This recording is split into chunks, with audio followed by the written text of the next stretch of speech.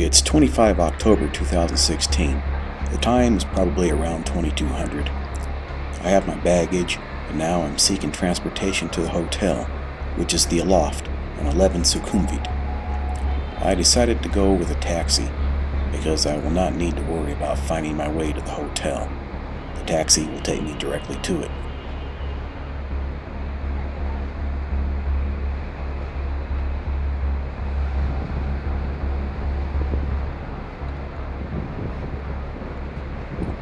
First, you get a ticket from one of these kiosks. The taxis are waiting in numbered positions past them.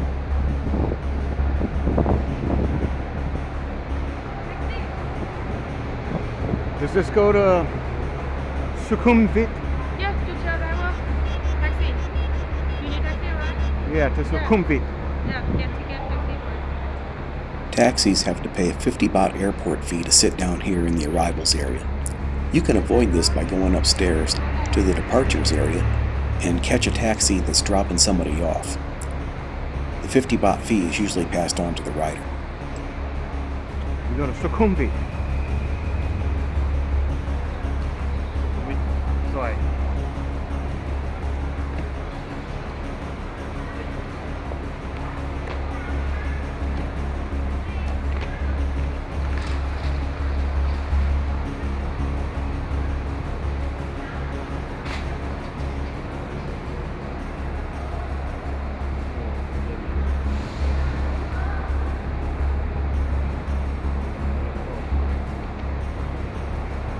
You know?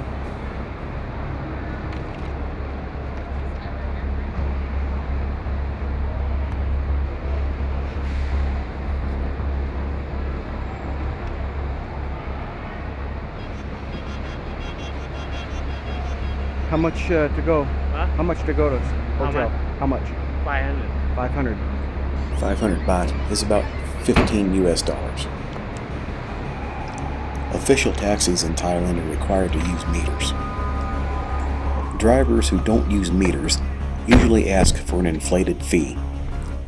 But in this case it was 500 baht, which is about $15, and that seemed like a reasonable price to me to go to the hotel, which is 25 kilometers away. This would also include the airport fee of 50 baht. Taxi drivers here don't make a lot of money, probably the equivalent of about minimum wage in the US.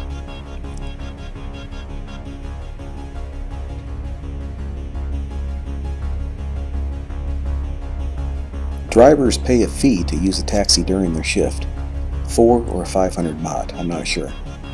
And at the end of their shift, they must return the car full of fuel.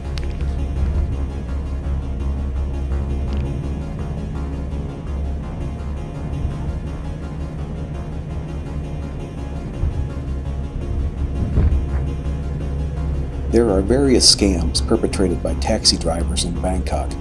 One of them is to not use the meter.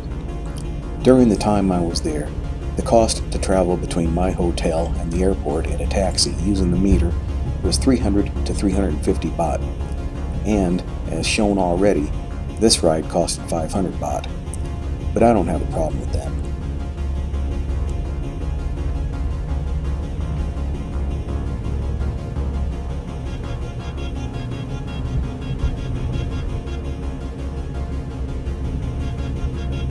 There are typically a few taxis parked around the high-end hotels in Bangkok. It's convenient for hotel guests, but this ties in with the no-meter scam. The drivers there will offer you their service, and if you accept, expect them to leave the meter off.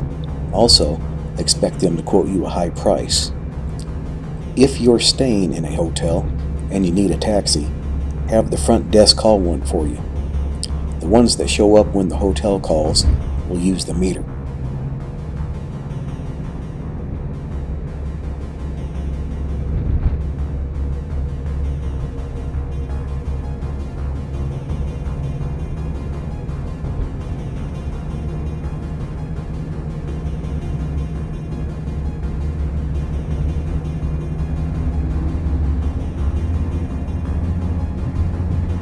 Never allow the driver to take you to some place other than your intended destination. For example, a driver might want to take you to some jewelry shop where you can get amazing deals, but in truth, he is working with the shop owners and gets a commission or some other types of rewards for bringing people there.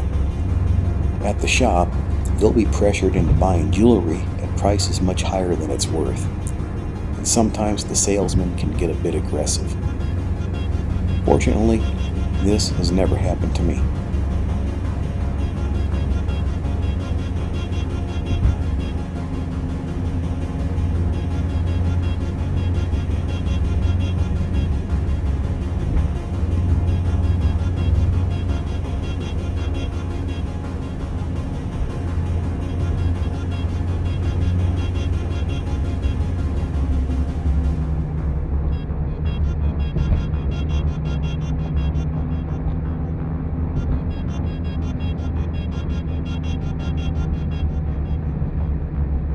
Another scam involves tourist attractions, and it works like this.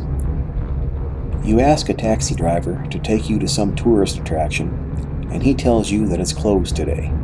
But don't worry, because he'll offer to take you to some other tourist attraction that's just as good. What you don't know is that he's working with the other place and gets kickbacks, similar to the jewelry store scam. Additionally, the other so-called tourist attraction will direct you to nearby jewelry stores where it will be aggressively suggested to you to buy very valuable jewelry at incredibly low prices. And here's a hint. No matter what you pay, you'll pay too much for it. Basically, don't go anywhere in a taxi other than where you want to go.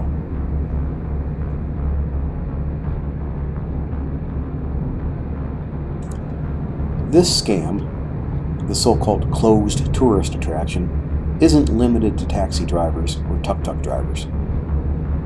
It can happen on the street.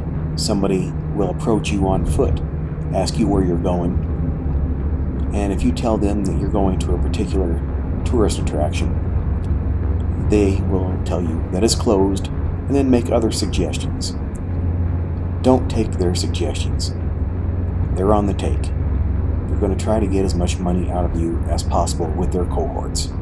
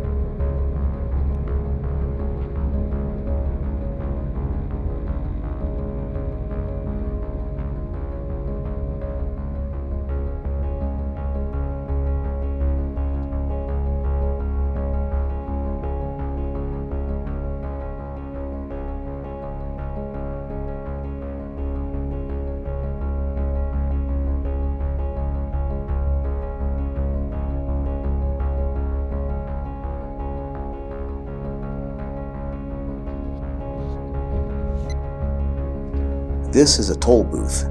Don't be surprised when the driver asks you for money to pay the toll. I was surprised because I thought vehicles such as taxis, buses, and various commercial vehicles would get a pass, but evidently not in Bangkok. Don't give the driver any money in advance. Wait until you get to the toll booth, and then give the driver the money so he can pay it. Then, if necessary, make sure he gives you your change.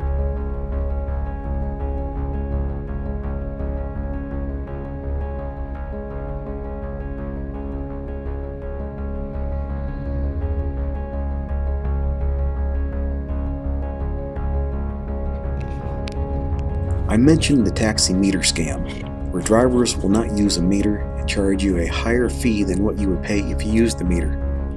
Another part of this scam is the rigged meter. These are meters which start with a higher initial fee, or meters that increase at a faster rate, or both. For example, when the driver turns on the meter, it should say 35. That's 35 baht. That's the initial price, and then it increases from there. But a rig meter might say something more than 35 when it's turned on. 50, 55, or whatever.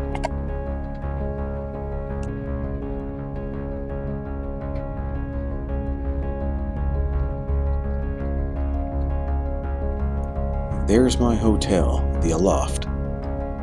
Now I can mention one more scam.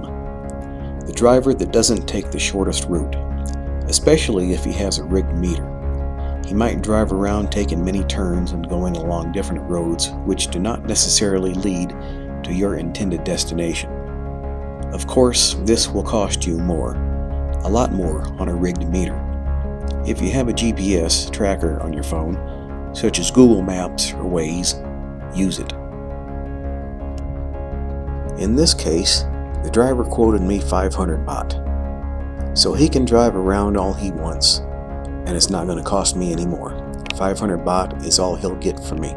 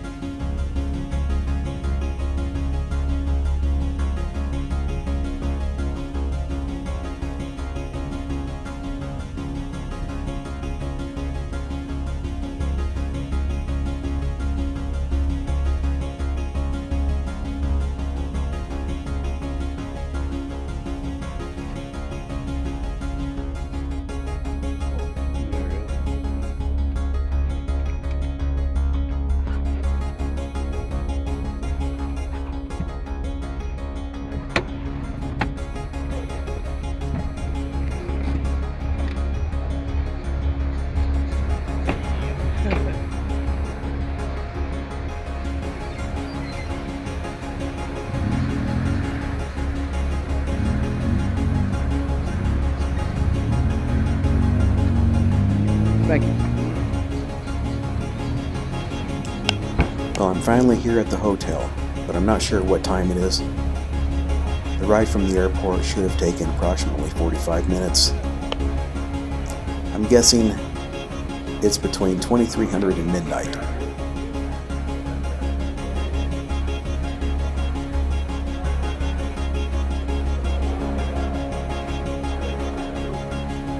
I've already checked in, so now I'm going up to my room on the 28th floor.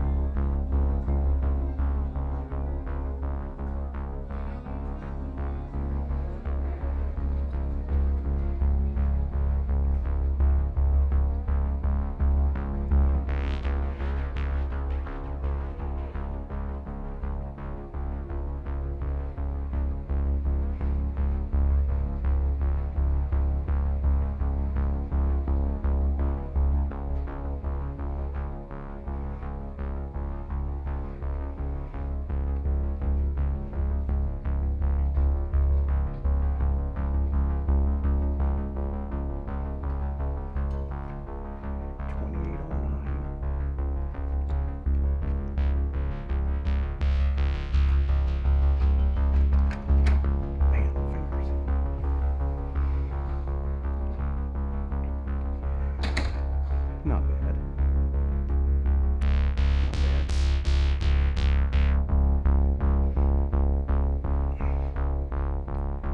Not bad. I hope Marina likes it. Don't drink those beers in there. Have to get by. How's the view out here? Terrible. No view on this side. Well, it's the cheapest room they have. One of the cheapest. So what do you expect?